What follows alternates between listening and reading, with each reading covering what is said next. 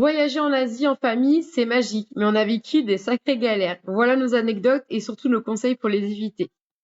On a failli rater notre vol interne. On était là pourtant 1h30 à l'avance comme recommandé, mais le vol, il s'est jamais affiché. Du coup, on a attendu jusqu'au dernier moment. Du coup, je vous explique pas, on a dû courir avec les enfants et les valises. C'était vraiment une catastrophe.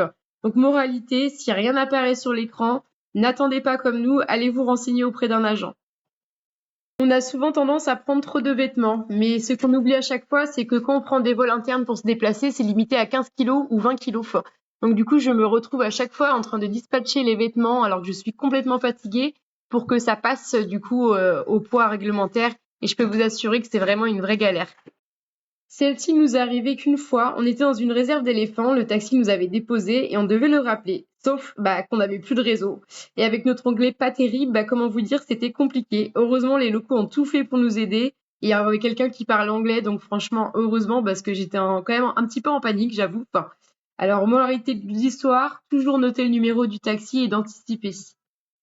Quand on est parti en Indonésie, la compagnie aérienne avait perdu notre bagage. Donc avec un anglais toujours pas très bon, ça a été vraiment une grosse galère pour se faire comprendre. Donc franchement, je te recommande, prends toujours une photo de ta valise, garde le numéro de suivi du bagage et note les informations importantes avant et surtout aussi toujours avoir une carte SIM prête pour pouvoir activer la traduction.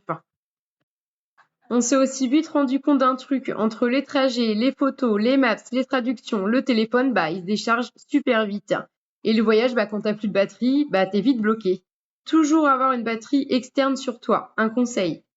J'espère que cette vidéo t'a plu. Nous, si on retient bien une chose, c'est que les galères, ça fait partie du voyage, mais surtout, ça fait une leçon.